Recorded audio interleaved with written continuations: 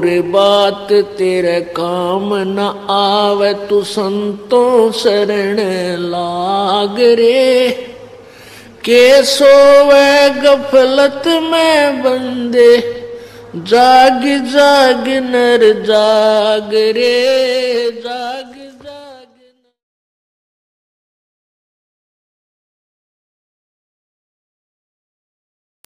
पुण्यात्माओं,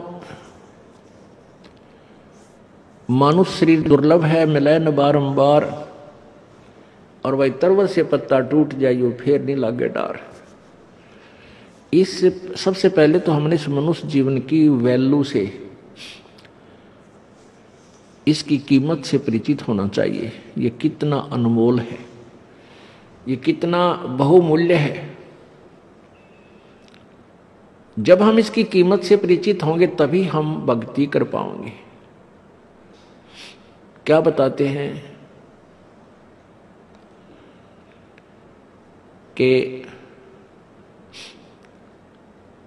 कहता हूं कई जात हूं, कहूं बजा के ढोले, श्वास जो खाली जात है ये तीन लोक का मोले।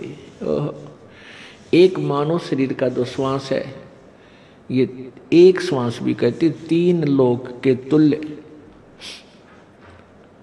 क्योंकि हम तीन लोक वो हमारे लिए तो बहुत बहुत ज्यादा है। इसलिए परमात्मा ने हमें समझाने के लिए उदाहरण दिया है ये, कि जैसे एक गांव का सरपंच बन जाता है, उसको सैकड़ों हजारों आदमी सरपंच साहब राम राम, सरपंच साहब नमस्ते, इतनी प्रभुता हो जाती है उस व्यक्ति की, और वो फूला नहीं समाता। और जब वो बन जाए एमएलए, कोई व्यक्ति एमएलए बन जाता है, कुछ क्षेत्र का मुखिया बन जाता है वो, उसको तो फिर न जाने कितने व्यक्ति, कर्मचारी, अधिकारी सारे सलूट मारे, फिर वो फूल जाता है। और एक बन जाए मुख्यमंत्री एक प्रांत का, फिर तो कहना है कि वो तो धरती पर पाए ना टेके।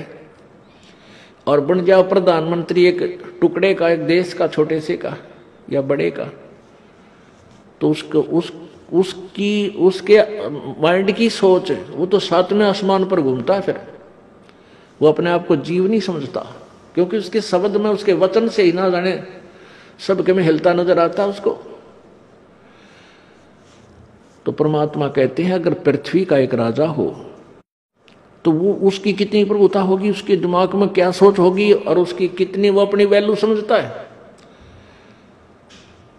और ऐसे ऐसे पृथ्वी लोक, स्वर्ग लोक और पाताल लोक, इन तीनों का, तीनों की कीमत आप लगाओ कितनी होगी। और परमात्मा कहते हैं तुम्हारा मनुष्य जीवन का एक श्वास जब भक्ति बिना जाता है, सच्चे साधना बिना जाता है, तो इतनी कीमत है इसे एक श्वास के सिमरण की। अब इस कीमत को, इस मूल्य को केवल आप ही लगा सकोगे, अन्य व्यक्ति नहीं। क्योंकि आप सत्संग में आने से जौहरी बनोगे, लाल की परख करने लगोगे, तब आपको इसकी कीमत का अलग से पहचान होगी, तुरंत महसूस होगी कि हाँ सत्य बात है। तो ऐसे महंगे मोल का एक सांस भी जावे और तीन लोग नहीं पटतरे क्यों धूल मिलावे। पटतरे माने बराबर नहीं। आप नित्यनियम में भी पढ़ते हो, अपने नित्यनियम के अंदर आपको बहुत कुछ विज्ञान है। विज्ञान माने तत्व ज्ञान है, विशेष ज्ञान है। और इस ज्ञान को आप केवल एक रूटीन में पढ़ लेते हो कि हमने ये एक पढ़ना है, प्रतिदिन नित्यनियम करना ही करना है, लेकिन एक व्यवस्था बनाकर नहीं इसको प्रतिदिन करना चाहिए। जितनी देर भी इसको सुनो, किसी भी पार्ट को, इसके नित्यनियम का जितना भी बुद्धि मन निश्चल हो तेरा आपका, तो ये विचार करे कि इसमें क्या बोला है मालिक ने अपनी वाणी में, क्या आदेश है तेरे लिए। क्योंकि आप पौन घंटा नित्यनेम करते हो, इसमें ज्यादा से ज्यादा आपका मन 20% इस नित्यनेम के अंदर आप 20% ही सुन पाते हो। उस 20% को भी यदि आप विचार करो डेली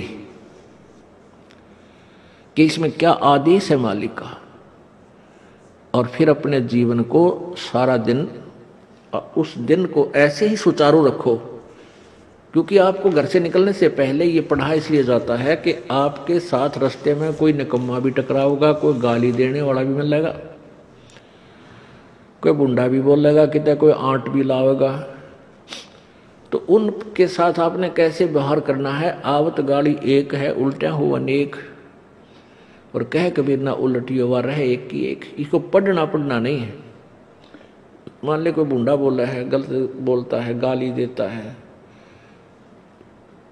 तो उसने तो कर दिया यूँ काम, और आप भी उल्टा दोगे तो फिर 4 और देगा कि वो तो पूरे मूड में है, वो तो फुल मूड में है लड़ाई के में, और आप भी आगे से उल्टी बोल पड़ोगे तो वो तो 4 बैठा है। जब बरसात क्या उनका मुकदमा रोज कर लेते दिन में। तो कहते परमात्मा आवत गाड़ी एक है, उल्टा हो अनेक, और कहे कबीर ना उलटियो रहे एक का एक। और देख आगे कितनी प्यारी बात कही है। गाली ही से उपजे कलह, कष्ट और मौत, मृत्यु तक तो पहुंच जाती है एक छोटी सी गाली। गाली ही से उपजे कलह कष्ट और मीच, हार चले सो संत है, लाग मरे सो नीच। हम भगत भी हैं और दूसरा में बुंडा अच्छा बोल रहा है, और उसने मान ले किसी किस कह दिया, हमने उसके 2 दड़ाक धर दिए, उल्टे भी बोल दिए, फिर वो मारण पर उतारू हो गए, फिर हमने उठोक दिया। हो सकता है आप उसे तगड़े भी हो और अच्छा भी संवार दो, फिर आप में और उसमें कसर के रहेगी। आप तगड़े भी हो और आपसे हल्का आदमी भी आपने बूढ़ा अच्छा बोला है, उसने बालक समझ के अनजान है, उससे बचो। तो इन नित्य नियम करने का डेली हमें जो पाठ करते हैं, इससे ज्ञान यज्ञ तो होता ही है। ज्ञान यज्ञ के साथ हमने समाधान भी इसका साथ पैरेलल करना पड़ेगा, तभी इसके पढ़ने का लाभ है। एक लाभ तो हो गया ज्ञान यज्ञ का, और उसके ऊपर अमल हमने किया नहीं, उसका काम फिर सारा बिगड़ गया। तो कहते हैं ये बातें कहन सुन के नहीं भाई, ये कर पाड़न की है।